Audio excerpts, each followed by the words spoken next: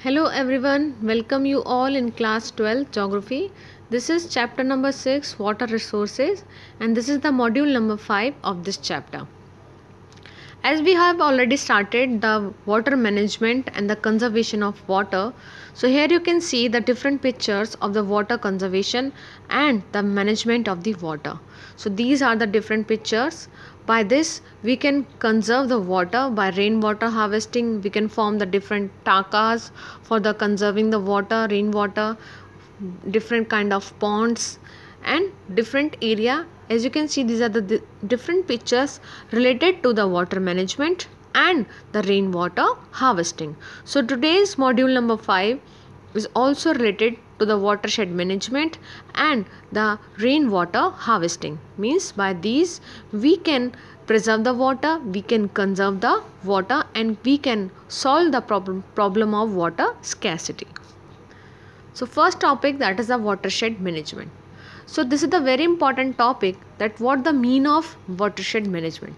So basically watershed management refers to efficient management and conservation of surface as well as ground water. यानी आपको पता है management का mean he क्या होता है, एक एफिशिएंट मैनेज करना, यानी वाटर के यूजेस को कि हमें कहाँ पर कितना वाटर यूज़ करना है, प्लस उसको कंजर्व करना कि जो अवेलेबल वाटर है उसको हम कैसे कंजर्व करें, दोनों ही सोर्सेज से, from surface as well as from ground water. So basically in watershed management में we involves prevention of the run off and shortage and recharge of ground water through various methods.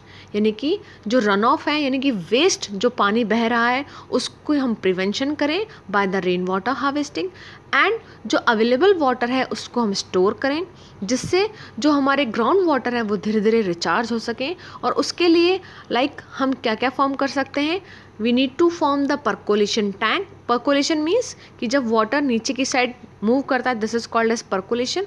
So we need to form the percolation tanks. Recharge well, यानी कि जो unmetalled well होते हैं जो धीरे धीरे अपने आप रिचार्ज होते हैं रेन वाटर से, etcetera. However in broad sense watershed management includes conservation. So जितना भी वाटर है, first of all we need to conserve it. Then regeneration, जो पोल्यूट वाटर है उसको रीजनरेट करना. Then judicious use of all resources like natural और human being, यानी जितने भी हमारे नेचुरल रिसोर्सेज हैं, चाहे वो लैंड है, वाटर है, प्लांट है, एनिमल है, वाटर है, कोई भी फॉर्म, उन सब का हमें एक जुडिशियस यूज़ करना है. जो अवेलेबल है उनको कंजर्व करना है और अगर हम उन्हें रीजनरेट कर सकते हैं so we need to regenerate them. Watershed management aim. So what is the aim of the watershed management? It basically bringing about balance between natural resources and on the other hand in society. यानी society के बीच में और जो natural resources हैं इन दोनों के बीच में we need to make a balance. हमें एक बैलेंस बनाने की ज़रूरत है, यानी कि हम ओवर एक्सेस में यूज़ भी ना करें रिसोर्सेज का और हम डेवलपमेंट भी कर पाएँ. So basically the mean of the watershed और aim of watershed is a sustainable development. The succession of the watershed depend largely upon community participation. So not only in the watershed management but in all kind of work there is a compulsory participation of the community. यानी कि population का participation, population कितनी aware है इन सब चीज़ों के लिए, वो उनका पार्टिसिपेशन सबसे इम्पॉर्टेंट है. The central and the state government has initiated many watershed development and management programs. Some of these are being implemented by non-governmental organization like NGO. Non-government organization means NGO, यानी कि जो government की body से नहीं है, जो कोई private concern या इंस्टीट्यूशंस हैं, they called as NGO.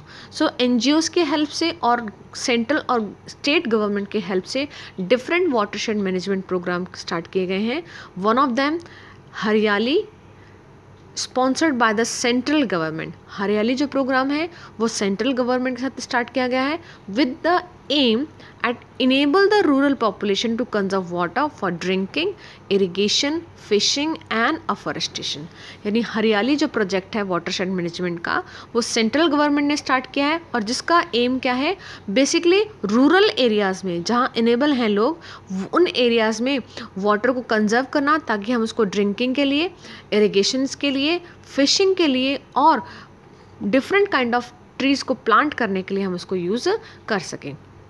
The project is being executed by gram panchayat with people participation और गवर्नमेंट ने अथॉरिटी ग्राम पंचायत के थ्रू दी है। यानी कि इस प्रोजेक्ट को हम कैसे एग्जीक्यूट करेंगे, so by the gram panchayat will the people, यानी कि जो लोकल वहाँ के डोमेस्टिक जो लोग हैं जो रहने वाले हैं, विलेजर्स हैं, उनके पार्टिसिपेशन से हम इस प्रोजेक्ट को कंप्लीट करेंगे। Second programme that is the Neeru Meeru. First was Haryali, second is Niru Miru. Niru Miru, Niru means water and Miru means we the people. So basically this program initiated in the Andhra Pradesh and Arogya Pani Sansad in Alwar, Rajasthan. So these are the important project watershed. First was Haryali, second Niru Miru and third Arya Pani Sansad. Have taken up construction of various water harvesting structures such as percolation tanks, यानी जिनसे पानी नीचे नीचे जाता है, dig out ponds like johars, check dams जो unmetal dams होते हैं, मिट्टी के जो डैम होते हैं, etc. Through people participation, Tamil Nadu has made water harvesting structure in the houses compulsory. So this is the important line.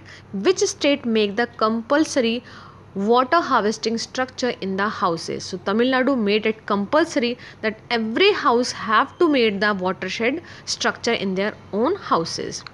No building can be constructed without making structure for the water harvesting. यानी तमिलनाडु में कोई भी building ऐसी नहीं बनेगी जिसमें water harvesting का proper setup ना हो। Watershed management project in some area have been successful in rejuvenation, environment and economy. However, there are only a few success story. In majority of cases, the program is still in its stagnant stage. Means बहुत कम ही state ऐसे हैं जहाँ watershed development और management का जो programme है वो अपनी फुल फॉर्म में वर्क कर रहा है। बाकी एरियाज़ में हमें उतनी सक्सेस नहीं मिली है।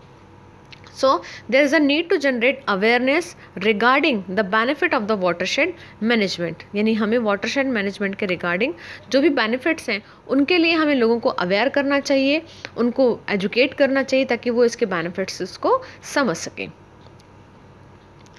Now the next topic, that is the rainwater harvesting. So first, how can we preserve the water, how can we conserve the water? तो first was by the watershed management, यानी हमें water का proper management करना होगा, उसको conserve करना होगा, available water को कंजर्व करना होगा और डिफरेंट पॉलिसीज़ प्रोग्राम बनाने होंगे। Second that is the rain water harvesting. Rain water harvesting के थ्रू भी हम वाटर को कंजर्व कर सकते हैं। Rainwater harvesting is method to capture and store rainwater for various uses. यानी कि रेन वाटर हार्वेस्टिंग का बेसिकली मीन क्या है कि हम रेन के थ्रू जो वाटर हमारे पास आ रहा है उसे हम कैप्चर करके स्टोर कर लें और फिर बाद में हम उसको बहुत सारे यूजेस में काम ले सकते हैं, like for the domestic use, for the irrigation and for the different things. It is also used to recharge groundwater aquifer. It is a low cost and eco-friendly technique for the preserving every drop of water by guiding the rainwater to bore well, pits and well.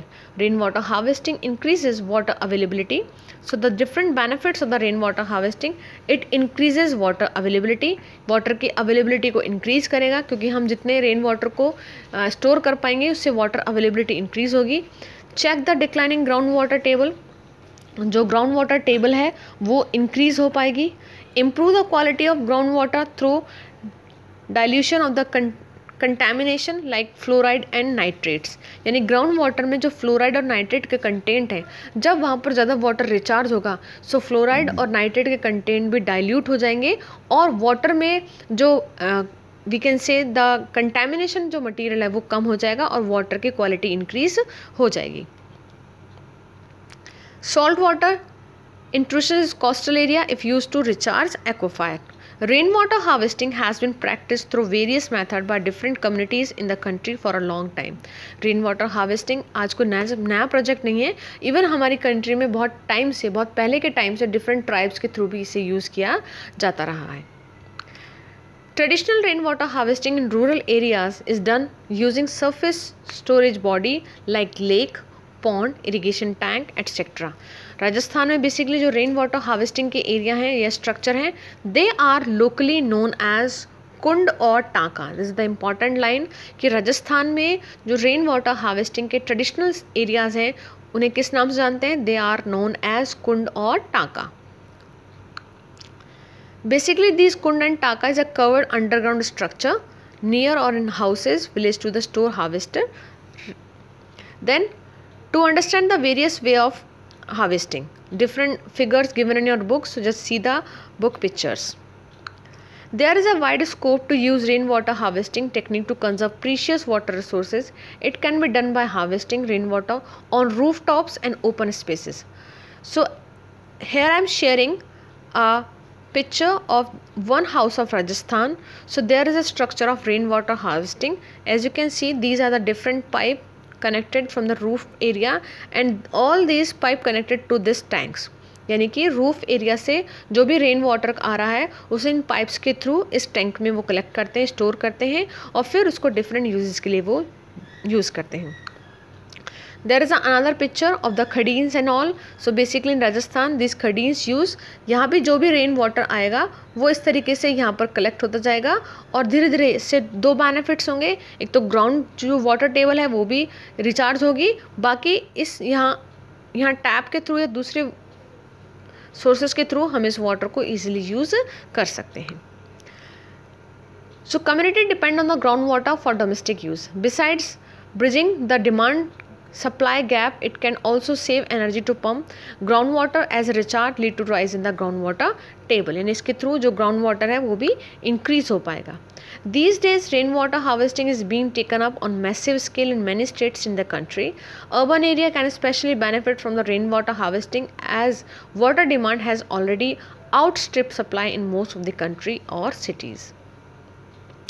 Apart from the above mentioned factor, the issue desalination of water particularly in coastal area, यानी coastal area में आपको पता है water saline water होता है। So due to the desalination of the water, यानी कि water को हम डीसैलिनेट करें यानी कि उसके सॉल्ट कंटेंट को हटाकर, ब्रैकिश वाटर इन एरिड और semi arid area and transfer of water from the water surplus area to water deficient area, यानी जिन एरिया में वाटर सरप्लस है, एक्स्ट्रा है, उन एरिया से हम डेफिशिएंट एरिया के साइड वाटर को अप्रोच कर सकते हैं। One example of this, from the Punjab and Haryana, from the Sutlej barrage there is a canal from which is known as Indira Gandhi canal and its approaches toward the Rajasthan. So Punjab और Haryana water surplus area है और राजस्थान एक water deficient area है। सो एक canal को form करके पंजाब हरियाणा से इस वाटर को राजस्थान में अप्रोच किया गया है, जिससे वहाँ पर डोमेस्टिक यूज़ में, इरिगेशन के लिए, डिफरेंट यूजेस के लिए इस वाटर को यूज़ किया गया है।